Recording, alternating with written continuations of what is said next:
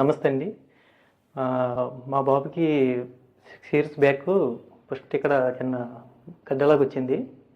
గడ్డలాగొస్తే అక్కడ దగ్గరలో ఉన్న ఎంబీబీఎస్ దగ్గరికి తీసుకెళ్తే ఈఎన్టీ దగ్గరికి పంపించారు. ఈఎన్టీ డాక్టర్ గారు ఎఫ్ఎన్ చేసి టెస్ట్ చేసి ఇది టీబీ ఉందండి, టీబీ ఇది స్కిన్ టీబీ, ప్రాబ్లం ఏం లేదు, మీరు ఒక 8 months వాడండి, మెడిసిన్ వాడండి, తగ్గిపోద్ది ఏం కాదన్నారు. బాబు బాగా సన్నబడిపోయాడు, బ్లాక్ అయిపోయాడు, కలరు చేంజ్ అయ్యాడు, సన్నబడిపోయాడు.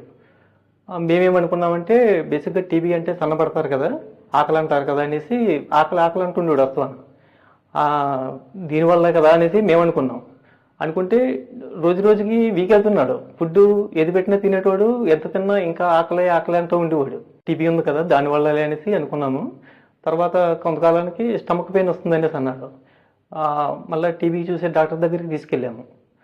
తీసుకెళ్తే ఆయన గ్యాస్ ఫామ్ అయినట్టుందండి అనేసి ఆయన ట్యాబ్లెట్స్ అవి ఇచ్చాడు. అయినా తగ్గలేదు. తగ్గపోయేసరికి ఇంకా మాకు తెలిసిన హాస్పిటల్ ఏంటంటే paediatric Prasad hospital. Prasad sir దగ్గరికి తీసుకెళ్తే ఆయన అడ్మిట్ చేద్దాము, టెస్ట్లో చేద్దాము, పిల్లడు బాగా వీక్ ఉన్నాడు, పిల్లడు ఏదో ప్రాబ్లం ఉంది, ఏంటో తెలుసుకుందాము అనేసి జాయిన్ చేశారు. జాయిన్ చేస్తే 615 ఉందండి షుగర్స్. వాళ్ళు చెప్పారనమాట, ఇట్లాగా బాబుకి షుగర్ ఏమైనా ఉందనేసి అడిగారు డ్యూటీ డాక్టర్లు. అడిగితేనే ఏం లేదండి, షుగర్ అంటేనే తెలియదు అసలు నాకు. ఫస్ట్ ఆఫ్ ఆల్ షుగర్ అంటే పెద్ద ప్రాబ్లము, దీనివల్ల ఎన్ని సమస్యలు ఉంటాయని నాకు తెలియదు. అంటే అవి ఏం లేదనుకున్నాము, నవ్వుతూనే ఉన్నాము, పిల్లవాడు తింటున్నాడు కదా అనుకున్నాము. తెల్లారి వచ్చాక 615 ఉంది షుగరు, ఇమీడియట్లీగా ఐసీలో జాయిన్ చేయండి అనేసి ఆ ప్రసాద్ హాస్పిటల్ శ్రీనివాస్ సార్ ఉంటారు, ఆయన ఇమీడియట్లీగా మన చాణక్య సార్కి చెప్పారు.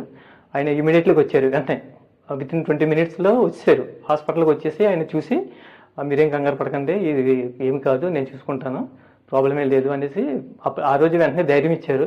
ఫస్ట్ ఆఫ్ ఆల్ నేను భయపడింది కూడా తక్కువే, ఎందుకంటే నాకు పెద్ద ప్రాబ్లం ఇంత ప్రాబ్లం తెలియదు.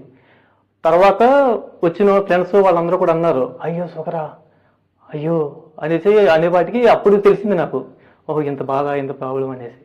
అప్పటి నుంచి ఇప్పటికి కూడా సార్తోనే కంటిన్యూ. మళ్ళీ కొంతమంది అన్నారు, పిల్లలకు సంబంధించిన డాక్టర్ దగ్గరికి తీసుకెళ్ళొచ్చు కదా, చాణక్య సార్ అంటే పెద్దోళ్ళకి సంబంధించిన డాక్టర్ కదా, అడల్ట్స్ డాక్టర్ కదా అనేసి అన్నారు. మాకు ఎప్పుడు కూడా అలాగ అనిపించలేదు. మేము ఇన్ని సంవత్సరాల నుంచి చేస్తున్నా కానీ బాబు ఎప్పుడు సిక్ అవ్వడం కానీ, ఎప్పుడన్నా కొత్త ప్రాబ్లమ్స్ కానీ అదేం జరగలేదు.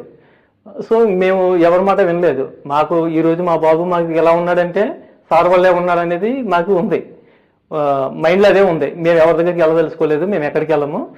సారు మా అబ్బాయికి మేము చూపించినంత కాలం కూడా సార్తోనే చూపిస్తాం.